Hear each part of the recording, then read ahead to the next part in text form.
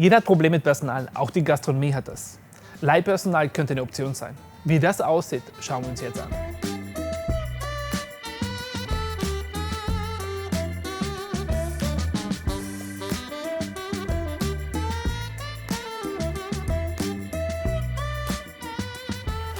Hey Markus, schön dich zu sehen.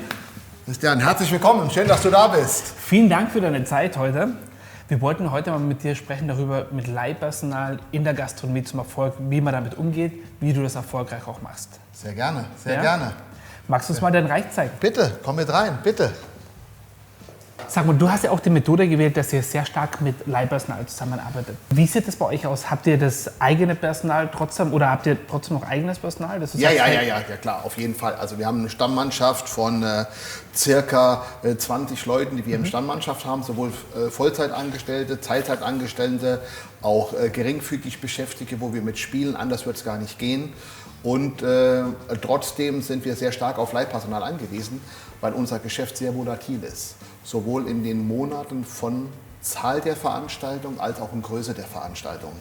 Wir haben Veranstaltungen, wo 5, 10, 15, 20 Personen ausreichen, vom Logistiker über Köche, über Servicekräfte, über Küchenchefs bis zum Veranstaltungsleiter.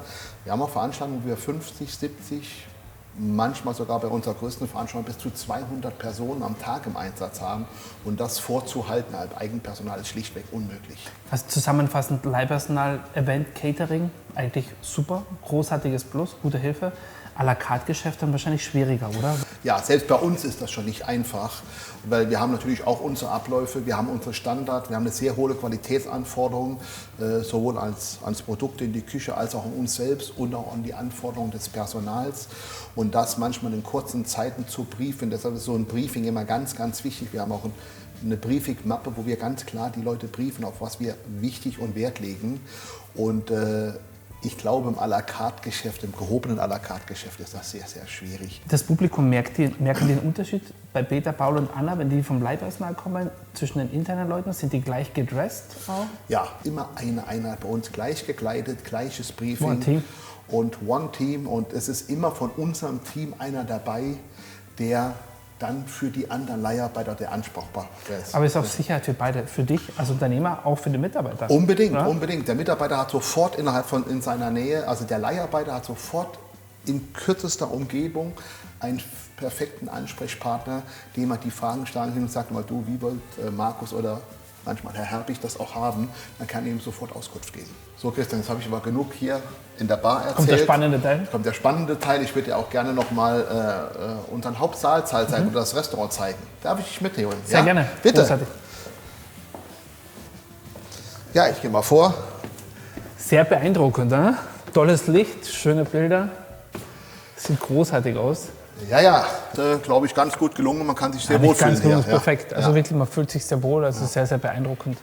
Wenn du zu denkst, die ganzen Mitarbeiter, was du hast, interne, externe Mitarbeiter, ist es sehr schwierig auch für dich bezüglich Arbeitskleidung? Stellst du das zur Verfügung, damit die dann alle einheitlich schauen? Schulst du die dann immer auch neben dem Briefing, dass du sagst, hey, morgen haben wir eine wichtige Veranstaltung, 150 Leute, wichtiger Ball, politische Veranstaltung, wo wirklich alles top sein muss? Ja.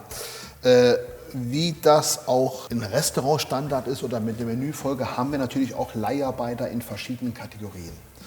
Und ich habe eine Firma, mit der ich zusammenarbeite, die sehr stark im Bundeskanzleramt arbeitet und für die Präsidenten arbeitet. Wir machen dort viele Caterings zusammen. Und wenn ich ein super Catering habe, das sehr anspruchsvoll ist, dann nehme ich mir dieses komplett eingespielte Team von dort und hole das von mir und lasse die auch dann in ihren Uniforms kommen. Die kommen dann alle im schwarzen Anzug, der gleich ist. Das machen wir, dann ist das eine Einheit. Sonst ist das ja heute sehr lockerer. Das ist ja nicht mehr das klassische, starre, wie in einem 1-, 2-, 3-Sterne-Restaurants, obwohl da es ja auch schon lockerer wird. Auch Turnschuhe. Turnschuh, du weißt, wie das heute ist, die Sneakers, wir halten das auch. Wir haben eine schwarze Hose, wir haben schwarze Schuhe. Die Leute kriegen von uns eine blaue Schürze gestellt, die das meiste abdeckt, von oben bis unten. Und wie gesagt, ich kann nicht erwarten, dass jeder eine gleiche Schuhe hat, die gleiche schwarze Hose hat oder die gleiche schwarze Bluse hat. Das muss alles schwarz sein, das muss sauber sein, das muss gebügelt sein. Aber da überlasse ich auch jedem schon ein bisschen die Individualität, weil so soll es ja auch im Service sein. Ich möchte jetzt nicht Roboter laufen haben, das soll schon individual sein, aber durch die blaue Schürze mit den gleichen Aufdrücken. Der Gast merkt sofort, dass das eine Einheit ist. Also rundherum zusammenfassend würdest du sagen, Personalerfahrung mit Leihpersonal positiv, ist eine Win-Sache, würdest du auch empfehlen? Ja, es ist eine Win-Geschichte auf jeden Fall. Ohne das wird es gar nicht gehen. Aber man muss auch sagen, es hat wie alles, wo Licht ist, ist auch Schatten. Natürlich sind die nicht oft so ausgebildet, wie ich sie haben möchte. Dann würde ich mir oft schon mal mehr wünschen, dass die auch von den Firmen mehr gebrieft wurden oder mehr von den Firmen in Schulung gesteckt würde. Aber auch mittlerweile sind die Kosten, die wir zahlen für Leiharbeiter, so hoch, dass es Sinn machen würde, so wie wir es auch tun, eine gute Mischkalkulation dafür zu haben. Wir brauchen die Leiharbeiter, aber wir setzen auch verstärkt auf eigene Mitarbeiter. Und was für uns schwieriger geworden ist, früher habe ich montags angerufen für die nächste Woche. Wenn ich heute eine Veranstaltung habe, plane ich oft mal 2-3 Monate im Voraus und bestelle schon meine Leiharbeiter, um diese auch gewährleisten, dass ich auch die bekomme, die ich will und auch in der Stärke, wie ich sie brauche. Und die sagen dir dann auch trotzdem manchmal kurzfristig ab? Trotzdem sagen sie kurzfristig manchmal ab. Das müssen wir dann puffern und aushändeln. Obwohl ich da sagen muss, mit denen wir zusammenarbeiten, das ist schon sehr harmonisch. Markus, wir haben noch eine letzte Abschlussfrage vorbereitet für dich. Es wäre sehr interessant, wenn du uns sagen könntest, ein paar Tipps oder Tricks für unsere Gastro-Kollegen da draußen. Was soll man beim Umgang mit dem Leihpersonal beachten? Okay, ob jeder mit Leihpersonal arbeiten möchte, die Entscheidung kann ich keinem abnehmen. Das muss er selbst für sich entscheiden.